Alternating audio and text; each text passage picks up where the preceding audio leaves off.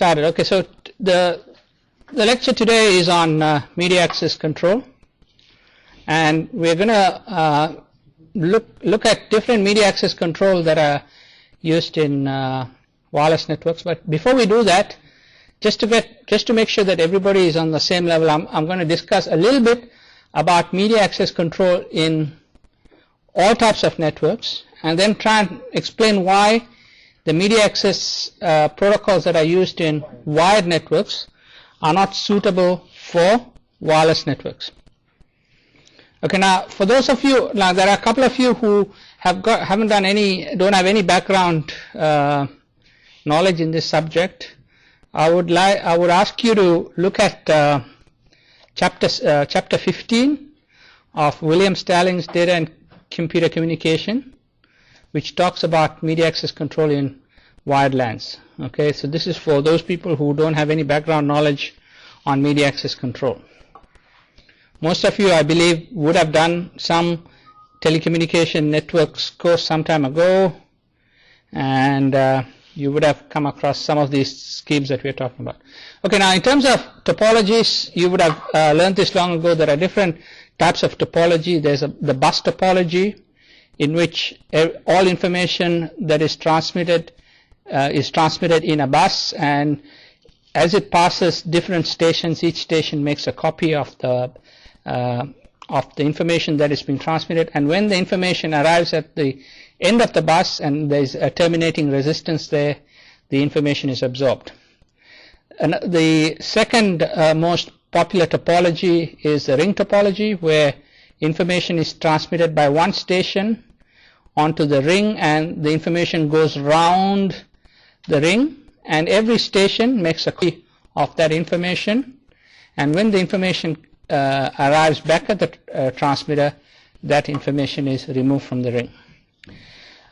Tree topology is a special case of bus topology. So if you put a number of buses together, you get a tree topology. And then the star topology is a topology in which you've got a number of stations all connected to a central hub or a switch or repeater. And essentially there are two types of stars. One is called a repeating hub, where whatever information that comes in from one station is repeated on all the others, or if it's a switch, it will selectively transmit information on one of those paths going out of the hub.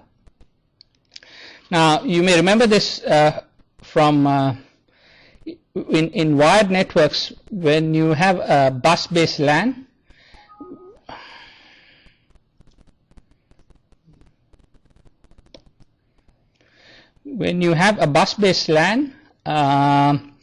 when a frame, information is transmitted in the form of, whether it be wired networks or wireless network, information is transmitted in the forms of frames, and frames contain information such as the source address, the destination address, error control bits, and other pieces of data on it. So when as this frame travels, say from station C to station A, as the frame passes another station B, intermediary station B makes a copy of that frame, and then it looks at the destination address, and it sees that that frame is not destined for it, and it ignores it, or it removes it. The frame keeps on going, and it arrives at A, where it is absorbed by where a copy is made by A, and similarly the frame continues to travel to the end of the bus until it's absorbed by the terminating resistance. Similar idea is used in a ring. In a ring, information goes around the frame. Every station makes a copy of the frame, and if it's addressed to some other station, it ignores it. And the difference here in a ring is that whichever station puts the frame on the ring is the same station that removes it. So you can see here, station C puts the frame on the ring, and station C is the station that removes the ring from the frame. Now you've also come across the IEEE 802 protocol stack. In the IEEE 802 protocol stack, if you compare it with the OSI layer, which has a 7-layer protocol, the IEEE 802 protocol stack refers to the lowest two layer, essentially the physical layer and the data link layer. The data link layer is divided into two layers. One is called the logical link control layer. The logical link control layer is a layer that is common to all IEEE 802 protocols. It enables one type of LAN technology to communicate with another type of LAN technology. The medium access control, the layer that we have here, this is the layer that we are going to focus on in this lecture. We talked a little bit about physical layer in the previous lecture. Now, in media access control, there are different types of media access control. The first type of media access control is referred to as centralized media access control. That means there is a central node that makes all the decisions about which station has access to the media. So media access is about accessing the transmission media so that you can get your data through. So in centralized media access control, there's one node that makes all the decisions, or maybe a couple of nodes, a handful of nodes that make a decision. Now this gives you greater control of how the transmission medium is used. The logic is also far more simpler to implement in terms of electronics.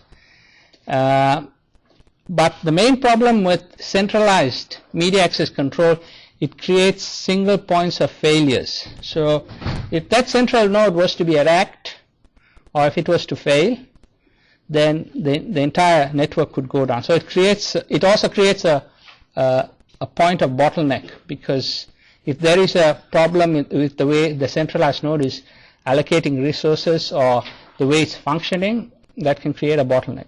So a second type of media access control scheme is used, and these are referred to as distributed media access control, because the media access control decision is made by a number of nodes and they do it in different ways. Now the next question you might ask is, when you do this media access control function, how do you allocate resources to different stations that require access to the media? The simplest way to do it is referred to as synchronous or fixed allocation. That means every transmission entity is given a fixed allocation for data transmission. The other way is called asynchronous. So only when you have data to transmit, you request for resources and you are provided that resource to transmit. Okay, so there's the differences between asynchronous and synchronous. Now these words synchronous and asynchronous, they mean different things in different contexts. Okay, even in data transmission there's something called synchronous data transmission and asynchronous data transmission. This synchronous and asynchronous refers purely in the context of media access control. Now in asynchronous allocation, synchronous is quite easy because you just allocate every station a fixed resource and they use that resource in whatever way they want to. In asynchronous, there are many ways that you can allocate resources. One possibility is round robin.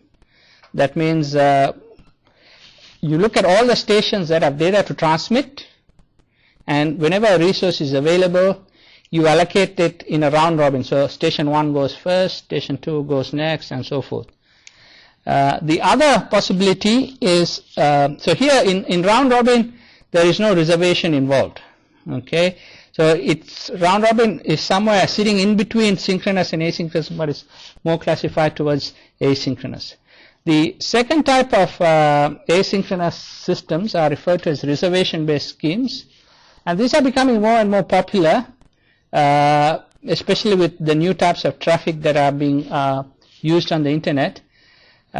We find that in reservation-based schemes, only when you need a resource, you transmit a request for a resource and you reserve that resource for you, and nobody else can use that resource. The third and possibly the oldest form of media access control, especially in the wireless context, are referred to as contention-based systems. So in contention-based systems, systems like Aloha, slotted Aloha, or contention-based system, is that it's a distributed system in which all of the stations can contend for use of this resource. The main problem that you have with this is that collisions can occur. Okay, when two stations have data to transmit and they transmit at the same time, then you could have collisions occurring in the system, and there are different techniques that have been proposed to minimize the effect of collisions in contention-based systems. So essentially, they're good for bursty traffic. It's a distributed. They're simple to implement. They're good on when the traffic load is very low. They're quite good because they can.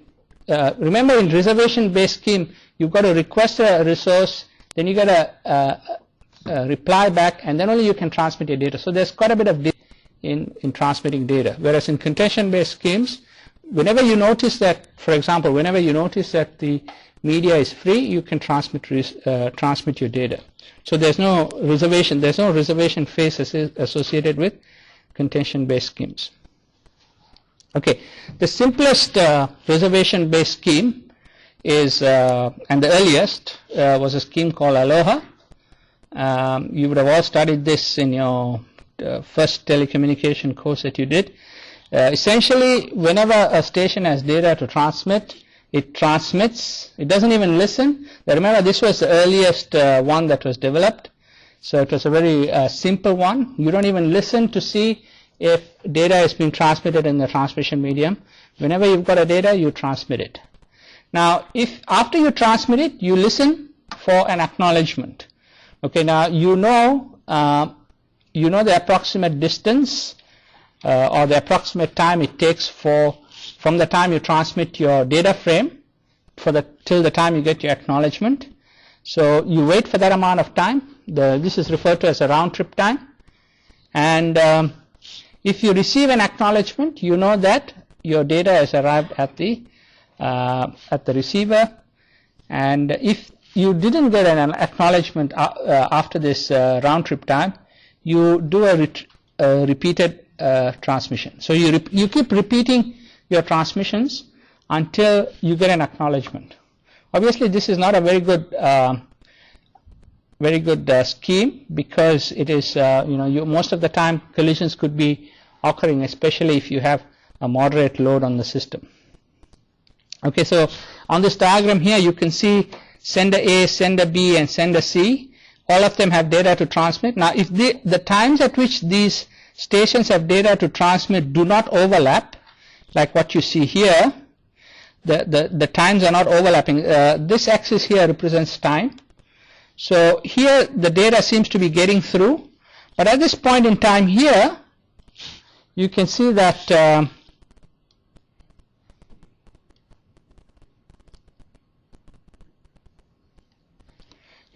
around this region here, all the stations have data to transmit at the same time, and because the stations are not listening to the transmission medium and they're just transmitting their data, you have a collision taking place. Now, it can be proven mathematically if you have Poisson arrival processes and exponentially distributed data frames, that the maximum utilization is 18%. So only 18% of the time you have data transmission possible. Now, if one of the slides that I've PDF file in the PDF document that I put on the UTS Online, one of the slides has the proof there. Now, I'm not expecting you to mathematically be able to prove that the maximum utilization is 18%. It's just something that you should be aware of. The next scheme is referred to as slotted Aloha. Now, in slotted Aloha, it's a slight variation of Aloha. The only difference is you divide your time into time slots.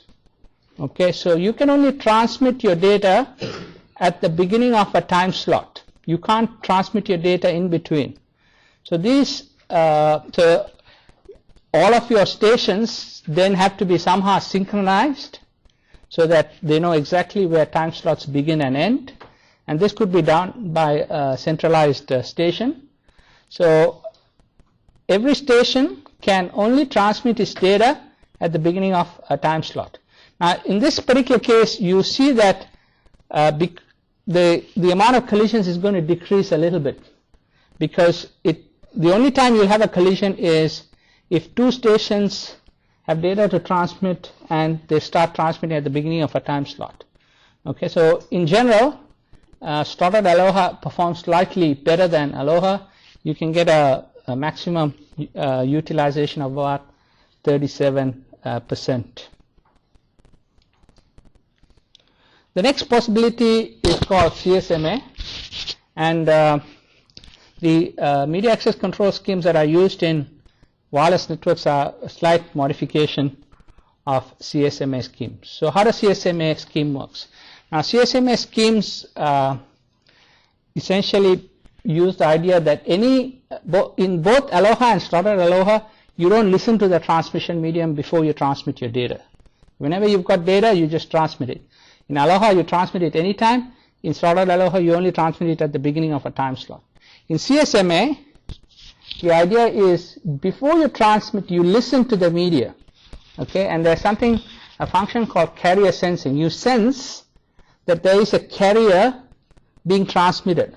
Okay, remember we talked about the idea of a carrier in last week's lecture, and there are different types of modulation scheme. But essentially, you have a sinusoidal signal, a high frequency sinusoidal signal, and that is referred to as a carrier. And before you transmit any data, you sense if there is this carrier being transmitted in the transmission medium. If the transmission medium is idle, then you transmit your data. If it's busy, if you can sense a carrier, which means it's busy, then you know that somebody else is transmitting their data. You wait until some other time and then transmit your data. Obviously, if two stations start at the same time, collision will occur. So say for example, you have station A that is transmitting and B and C are waiting, and as soon as station A finishes transmitting its data, B and C detect that the medium is free now, there's no carrier, let's transmit our data. So then a collision will occur. That's CSMA, and we'll see later on how the basic idea of CSMA has been modified in many different ways. There's three techniques that I'm going to look at. One is called non-persistent CSMA, one-persistent CSMA, and P-persistent CSMA. Okay, now these terms, they look very similar, but there's quite a bit of difference between them.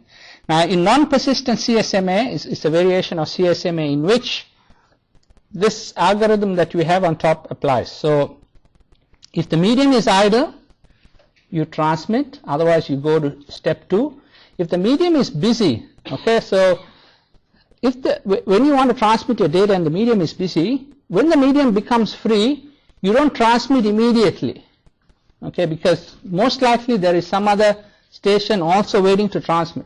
So what you do is you use a probability distribution to draw out a time for which you should wait before you transmit. And this business of having this probability distribution and creating a retransmission delay ensures that no two signals will transmit at the same time when the medium becomes free.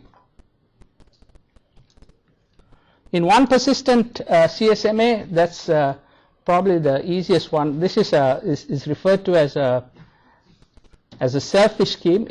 In this one, if the same as before, if the medium is idle, transmit. If the medium is busy, you wait until it's idle, then you transmit immediately. So one persistent CSMA is a very selfish kind of CSMA because stations don't wait, they just transmit their data. P-persistent CSMA is one in which, again, when the medium is idle, okay, so if the medium is idle, you transmit with probability P. Okay, so there is a probability distribution you use even when the medium is idle about transmitting your data. So again, this improves the likelihood that a collision, you reduce the probability that a collision will take place. Okay, now in terms of performance, this graph here, now this graph is not in your book, but it's quite a useful graph. On the y-axis you have throughput, and on the x-axis you have attempts per packet time, or it can also effectively mean the load. So basically what happens is, as you go on this axis, you are increasing the number of packet attempts for transmitting on the data, or you're increasing the load on the network. So you can see pure Aloha goes up to around 17-18%. That's the maximum throughput that you can get. And as the packet attempts start increasing, the throughput actually decreases, because most of the time all you're doing is you're having collisions and no data is getting through. In slotted Aloha you get about 37% as the maximum throughput, but again, as the load increases, more and more collisions and nothing is getting through. Okay, with one persistent CSMA you get slightly better performance than slotted Aloha, maybe around 55%, and but again, as the load increases, collisions start to occur. The ones that obviously non-persistent CSMA gives you the best performance. So as the load goes higher and higher, you get a better performance. So again, these other ones are P persistent with different probabilities. Okay, so again, I've given you a little question here which you can do in your own time. It's about comparing 1P and non-persistent CSMA. Okay, now the next scheme that is quite widely used in Ethernet today is a scheme called CSMA-CD, which stands for Carrier Sense Multiple Access with Collision Detection. How does that work? Well, in this one, the variation in CSMA-CD is, it's the basic CSMA on which you've added collision detection. So the idea is stations listen while transmitting. So if the medium is idle, they transmit their data. If the medium is busy, they listen for idle and then transmit. Now, as they're transmitting their data, they're also listening to see if a collision is taking place. Okay. Now, you get a collision. Imagine if you've got one station here, another station here. Okay, imagine that this is transmitting electromagnetic waves.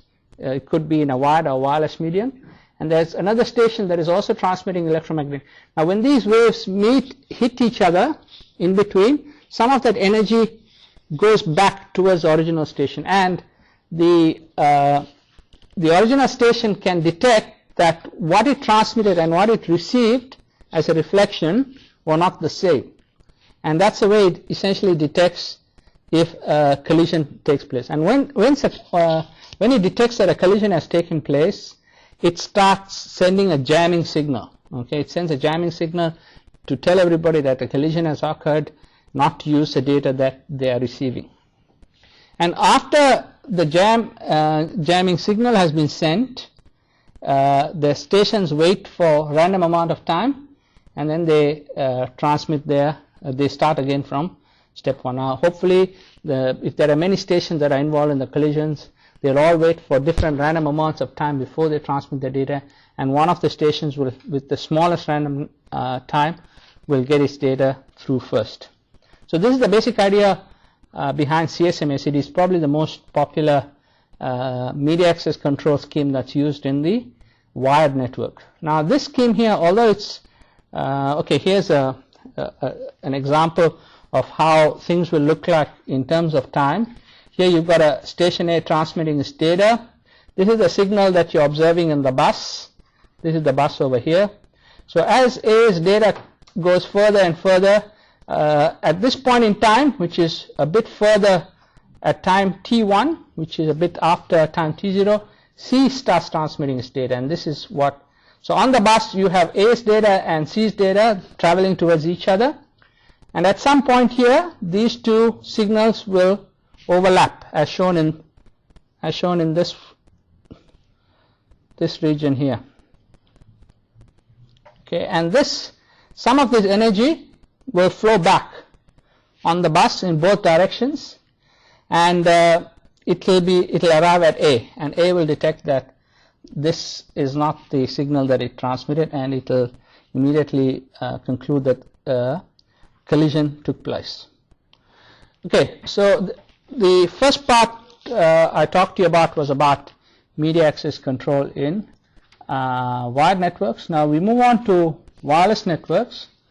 The question that you might ask is, why is it that CSMA CD fails in a wireless network? Why is it not suitable for wireless network? Okay, so now the main problem that you have with wireless networks is that the signal strength sort of reduces very rapidly with distance. So imagine that this is one station here, and the second station is over there. Okay, so when I'm transmitting my electromagnetic wave, as it goes towards that station, by the time it gets to that station there, the signal strength could be very small. So that station there cannot distinguish between the signal transmission and background noise. Okay, remember we talked about those regions in lecture 2 where you have transmission range, detection range, and then interference range. So if you are in that interference range, what you will be receiving from this station is essentially noise, so you can't detect it. So one possibility is the signal strength, because the signal strength decreases proportional to the square of the distance, the signal would be so weak by the time it is received at the other station. The other thing that could also be taking place is that maybe the two are transmitting their signals at the same time.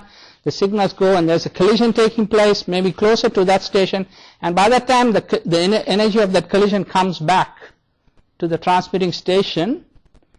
The energy of the collision is so small that the transmitter cannot detect that a collision took place. Okay, so that's the second point that you have here. The sender would apply carrier sensing and collision detection, but the collision happened at the receiver, and by the time the receiver it comes back to the sender cannot hear the collisions.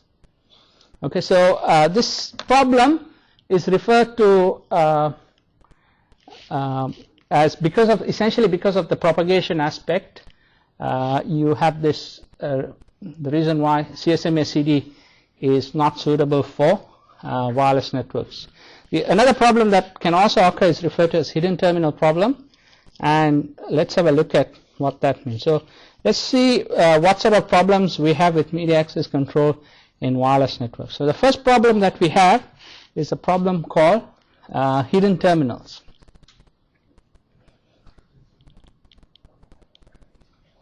Okay, now let's take the example that, okay, now could I have 3 volunteers? I think the best way is to explain this using 3 volunteers. Could I have 3 volunteers? Okay, could I have somebody standing there, one person standing here, and maybe one person standing at the back there? Anybody, just stand up. It is just to demonstrate a concept. Somebody at the back could stand up there. Okay.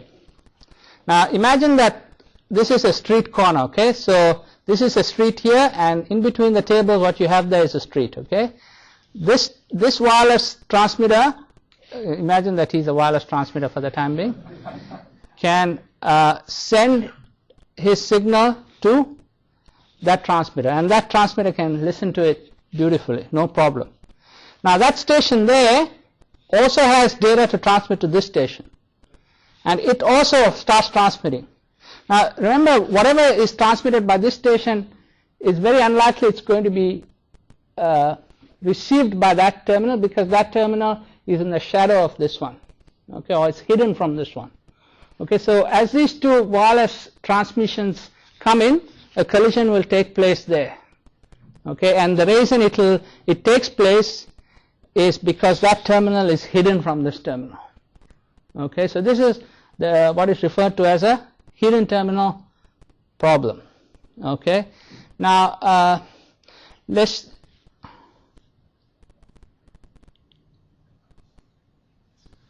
I'll the next problem, you guys can sit down, thanks.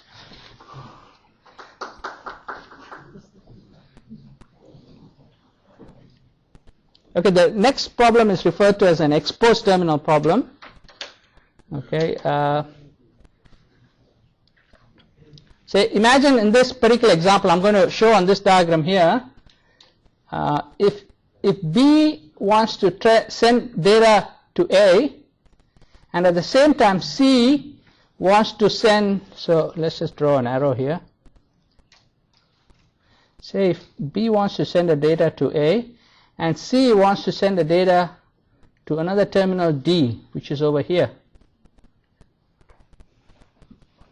Okay, now ideally speaking, whatever the transmission from B does not, by the time it arrives at D, it's so weak that it's like background noise for D.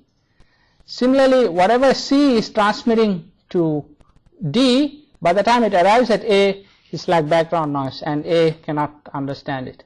But the main problem is whatever B is transmitting is being received by C, and C is detecting that there is some carrier in the air, and because it detects a carrier in the air, it's not transmitting any signals to D.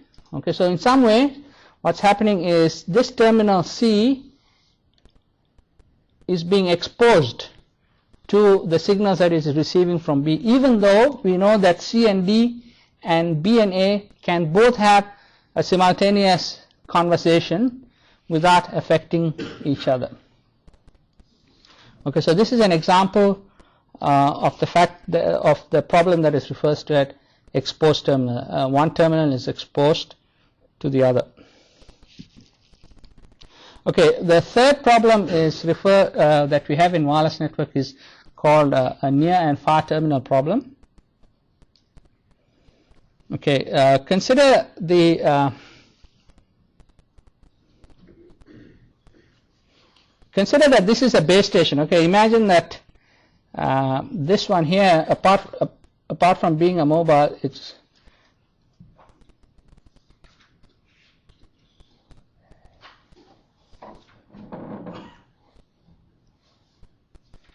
consider that this is a base station. Okay. Now B is very close to the base station and A is quite far away from the base station.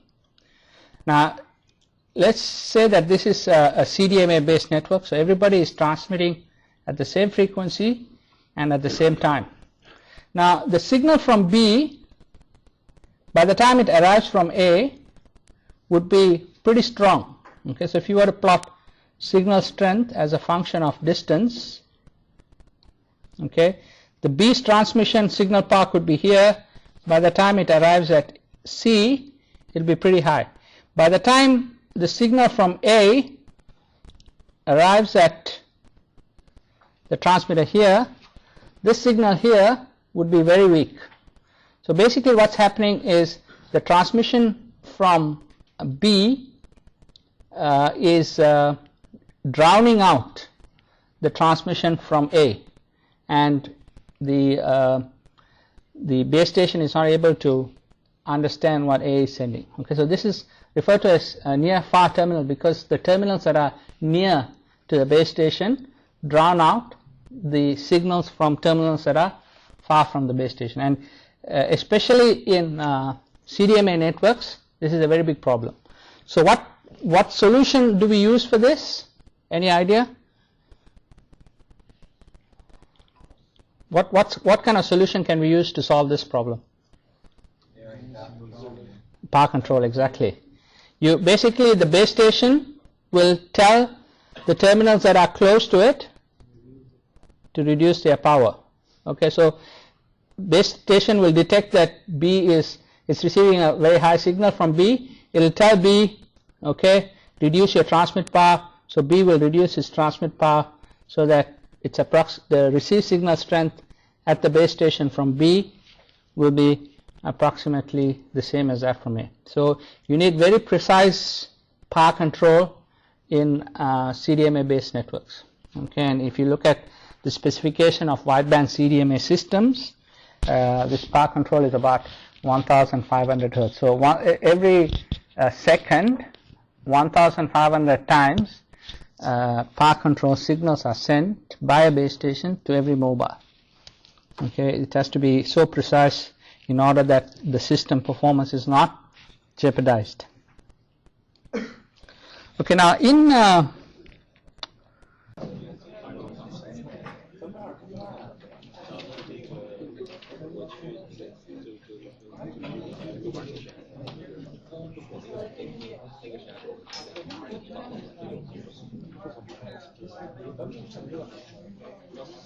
okay,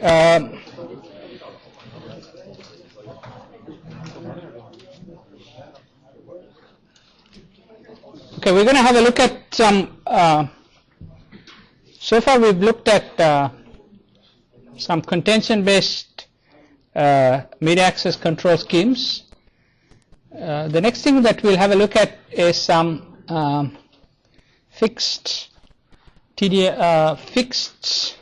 what are referred to as fixed TDMA schemes. Okay, so last week we talked a little bit about space division multiplexing, frequency division multiplexing, and time division multiplexing. Now we can extend those concepts in the wireless area to create some things that are referred to as SDMA, FDMA, and TDMA, and we'll see how these are used. Okay, now here's an example of how we can use FDMA. There are two words here, FDD and FDMA, and how they can be used in GSM. Can anybody explain what this diagram is trying to tell us? Some of you have done the GSM subject, so you should know this by heart. What are the important things that this picture is telling us? That? Uplink, downlink, yes. Yes, okay, so there's this path here represents the uplink path from the mobile to the base station, and this path here represents the downlink path. Okay, what do we know about the separation of the uplink and the downlink? Okay, there's a 25 megahertz. 25 megahertz is the bandwidth for the uplink, and 25 megahertz is the bandwidth for the downlink, and then there is a 20 megahertz separation between the uplink and downlink. Okay, now when the uplink and downlink are separated in frequency, what is that referred to as? No, there's a specific term that is used when uplink and downlink are separated in frequency. Exactly, FDD, frequency division duplexing. So this word here, FDD, refers to the fact that uplink and downlink transmission are separated in frequency. It's also possible, like in another example that we'll look at, that the uplink and downlink could be separated in time. Okay. So where does this other word come in? There's another term that we have here is FDMA. How's FDMA used in GSM?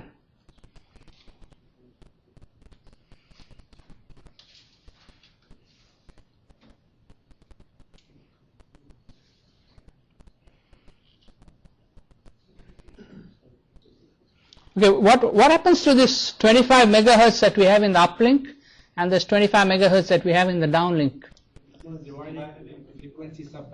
Yeah, you are dividing it to, as somebody said, 200 kilohertz bands, okay?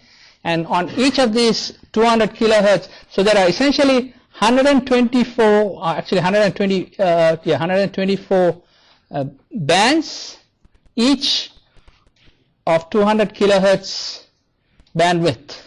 Okay, and on each one of these frequencies, you have one carrier being transmitted.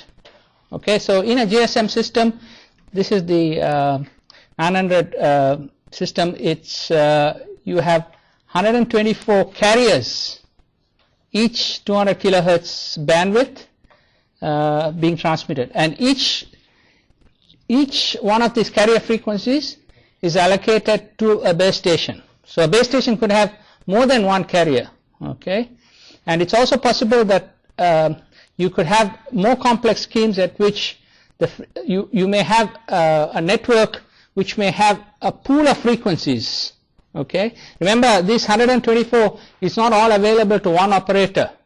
One operator could maybe have 20 of these or 30 of these, depending on how much they purchased, okay. So whatever frequency bands that you have, you've got to make full use of those frequency bands. And on how does the concept of, now we also know that TDMA is used in GSM. How is TDMA used? These bands are like shared like 10 bands.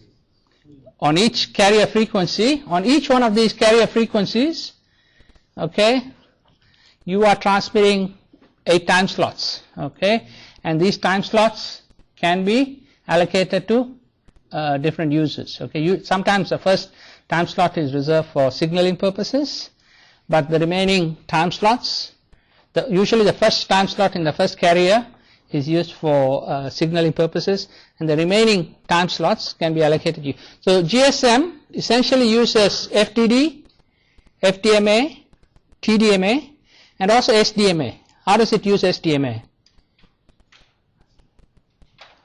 Space division multiple access.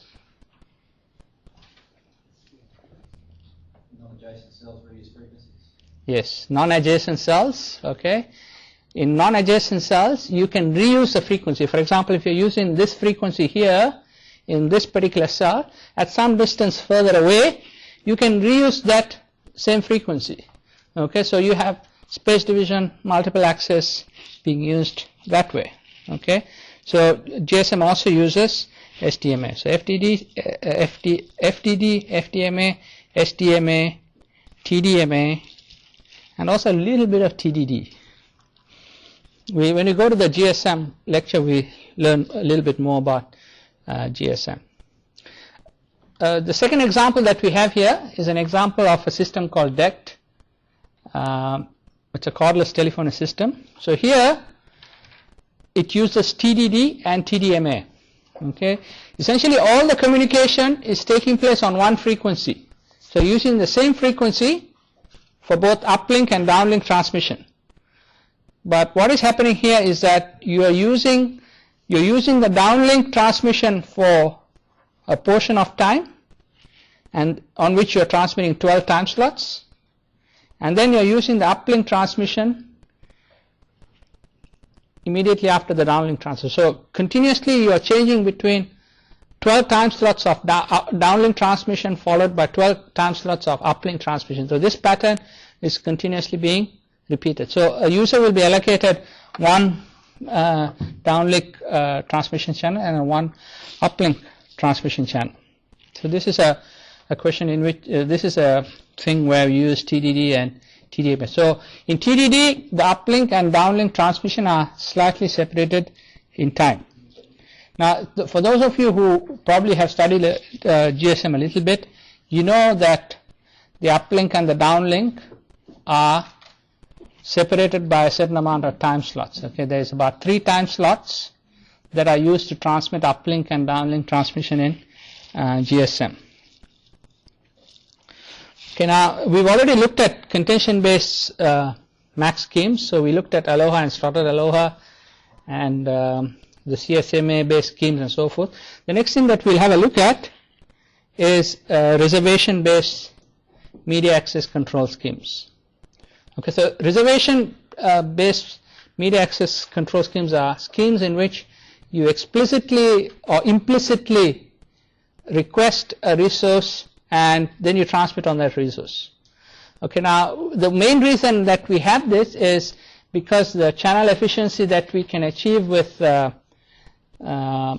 say systems like Aloha, slotted Aloha are very low. So with using reservation-based schemes, we can obtain a much higher efficiencies up to about 80%.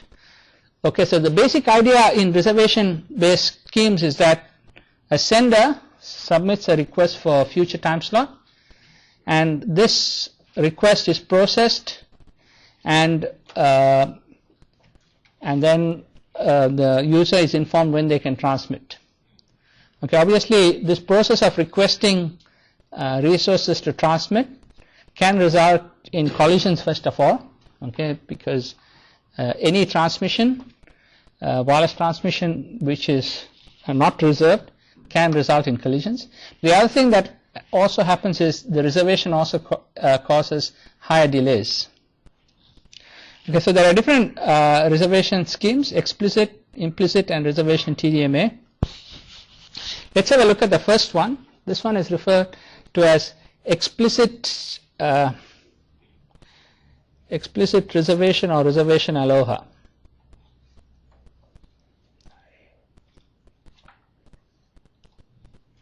So essentially what you have is there are two modes or two phases.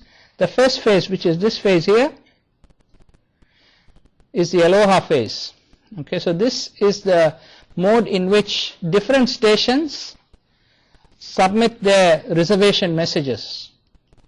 The second phase is called the reservation phase, or the reserve mode transmission, which is something like this, what's happening in here. Okay, so you can see that there are many slots, okay, because essentially when you send a reservation request, you're not sending much information as opposed to a data slot where you're transmitting a lot of data. So in the reservation slot, you've got many slots, and in the data transmission phase, you've got bigger time slots. So for example, if the second time slot, second mini slot is requested by station green, then station green can transmit in the second major slot or second data slot, and so forth. So each station, whenever it has data to transmit, it sends a message in the reservation slot, in the aloha mode, and it gets the corresponding data slot for data transmission. Obviously collisions can still occur in these mini slots as seen in these particular cases. Okay, collisions can still occur, but in the data slot collisions will never occur, because only if there is a clear message as to who is going to transmit will that station transmit in that.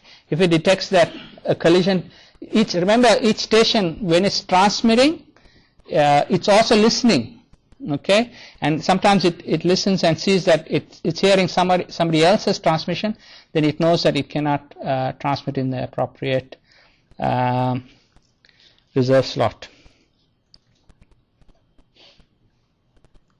Okay, so again, this also requires a certain amount of synchronization between the various stations and the central node, which does all the synchronization functions.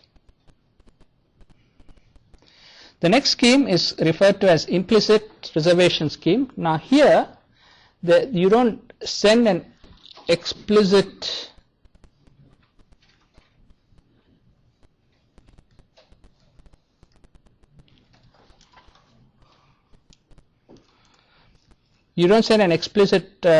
reservation message.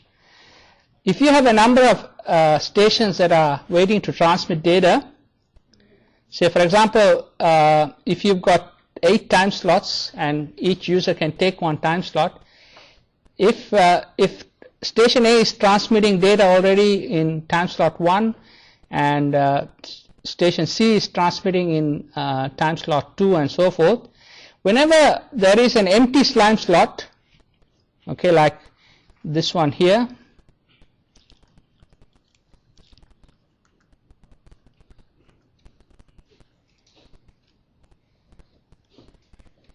when you've got an empty time slot that like this one here, or you've got an empty time slot like this one here, or you've got an empty time slot like this one here, okay, whenever all the stations are continuously monitoring all the time slots, and when they detect that there is a free time slot, that means they know that whichever station was transmitting before has finished its transmission. Okay, so in the next next corresponding time slot position other stations can transmit. Okay, so that also means that collisions can take place in these positions. For example, a position like that, a collision can take place. Another place where collision can take place is in this one here. Okay, A has finished transmission, UT slot. In this time slot here, other stations can transmit. So again, here this is another place where collisions can take place. This is another time, assuming that there was no transmission here, this is another time slot where collisions can take place. This is another time slot where collisions can take. So every station is continuously monitoring all the time slots. When it detects that there's an empty time slot, it knows that the next time slot it can transmit its data on that particular one. So as it says here, stations compete for empty slots according to the slotted aloha principle. Once a station reserves a slot successfully, this slot is automatically assigned to the station in all of the following frames as long as the station has data to send. Competition for this slot starts again as soon as the slot becomes empty. Okay, so there's a question here. In frame 5, so the question at frame 5, collisions may happen in which of these time slots? In frame 5.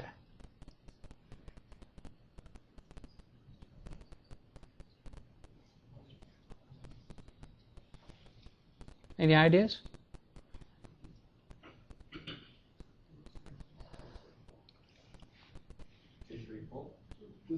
Yeah, exactly, 2, 3, 4. So in all of these time slots here, in frame 5, in all of these positions here, collisions can occur because they were empty before. Okay, another reservation scheme is called the reservation TDMA based schemes. Okay, so this is quite an expensive scheme, and it is only used in very specific critical applications where you really have to ensure that data does not get corrupted due to collision. So every user, if there are n users in the system, okay, so you have to know beforehand how many users are there in the system. If there are n user, each user is allocated a mini slot, and for each mini slot there are k data slots. Okay, so if there are n users, there will be k times n times k data slots. So station 1 has mini slot number 1, station 2 has mini slot number 2, and so forth until the last station. Station 1, its corresponding data slots are whatever k. So in this particular case, k has a value of 2. Okay, so 2 data slots have been allocated for the first station, 2 data slots have been allocated for the second station, 2 for the third, and so forth. So whenever they have data to transmit, they indicate in the mini slot that they are going to transmit data. And for example, in this particular case, it had data only to transmit in one of these data slot position. The second station has enough data to fill both its data slots, and so forth. Now you would see that there will be some data slots that are empty, either due to the fact that a station is free and does not have anything to transmit, or the data it wants to transmit is so small that it doesn't fill up all of the data slots. Now these data slots are empty data slots, but there is a centralized system which can look at these mini slots, and because remember, before you transmit, you always put your request on the mini slot. So it knows which stations are going to transmit and how much they're going to transmit in their data slots. So the empty ones, all of these empty data slots that are available,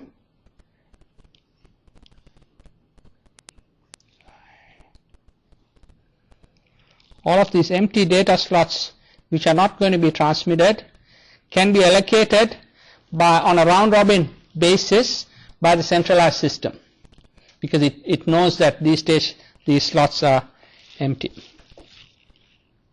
Okay, the next scheme is, this is used quite a bit in wireless LAN. It can be used in wireless LAN if you want a better performance. It's called MACA. So in MACA, which stands for multiple access with collision avoidance, you are using short signaling packets or collision avoidance. So essentially the basic idea is that before you transmit any data on the wireless channel, you first transmit an RTS message, which is called request to send, and this short packet that you transmit has to contain the three most important things that every station has to know. It has to know where the packet is coming from, where the packet is going to, and what is going to be the size of the packet. Okay. Once all the stations, whenever you transmit an RTS, all the stations will receive the RTS, except the stations that are hidden. Okay, all the stations will get the RTS. Then what happens is when you send the RTS, then the station to which the data should be sent to will send a CTS, okay, saying that, okay, it's clear to send. That means you can send me the data. I'm free now. I'm waiting for your data. And again, this will indicate to all the users that not only the transmitter and the receiver, but all the other stations, because they know the size of the packet that is going to be sent, because that is sent in the RTS message. They know for how long the transmission medium is going to be busy. Okay, so that's the basic idea of MACA. So you send an RTS, the receiver sends a CTS, and so how does the question that we have in this slide, it says here RTS avoids the hidden terminal problem. How does it avoid the hidden terminal problem? How can the RTS CTS mechanism avoid the hidden terminal problem? Remember the hidden terminal problem about the three guys here, one guy here, one guy there, and one guy at the back. It sends RTS in both directions. No, imagine that if I'm the sender and that's a receiver. Okay, if the sender was there, that's no problem. Okay, if the sender was there, actually there's no hidden terminal problem, because those two, the sender is here and the receiver is there and the hidden terminal is over there. Exactly, because the guy there can see the CTS. Okay, because he can receive the CTS at the back, he's not going to transmit. Okay, obviously if he can't see the CTS, if he doesn't hear the RTS and he doesn't see the CTS, then he's not affected by this transmission and he can carry on transmitting his data. Okay, so essentially this RTS CTS mechanism avoids the hidden terminal problem, and it also avoids the exposed terminal problem. Okay.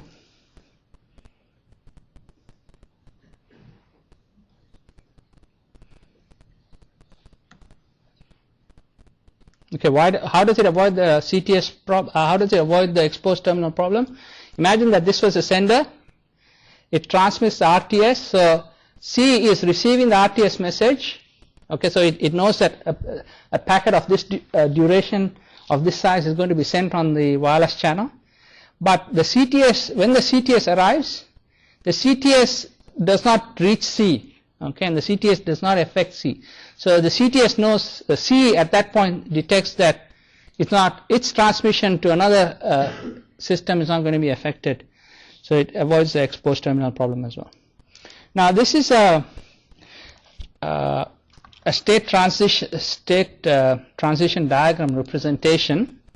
Those of you who've done a software engineering subject will know that a lot of systems are modeled by state transmission diagrams. So here's a state transition diagram that shows the behavior of MACA. Okay, now can you figure out what this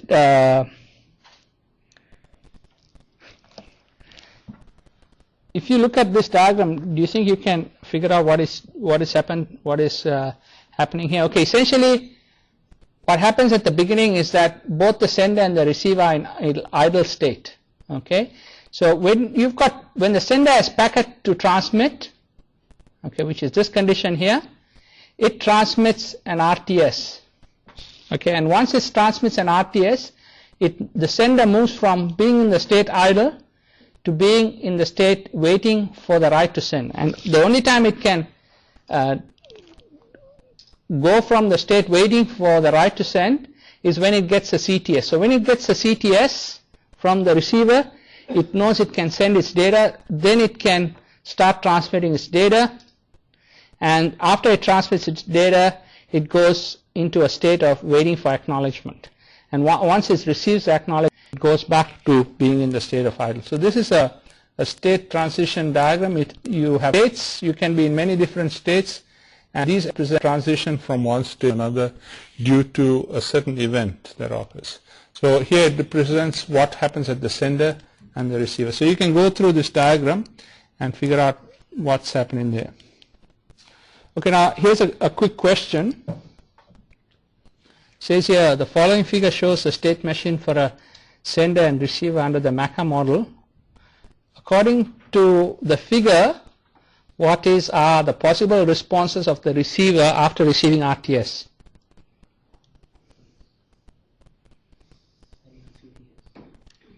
Okay, one possibility is send the CTS.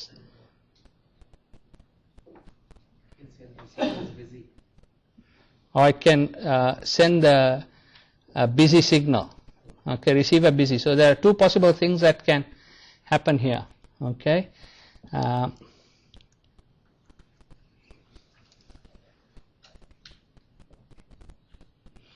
Okay. Now the last mechanism that I want to look at is a polling mechanism. Oh, we've got to look at CDMA as well. Okay, in a polling mechanism, what happens is you have one terminal that can be heard by all the other terminals. This is called the central terminal base station. So it polls all the stations one by one, and if they have data to transmit, they start transmitting their data.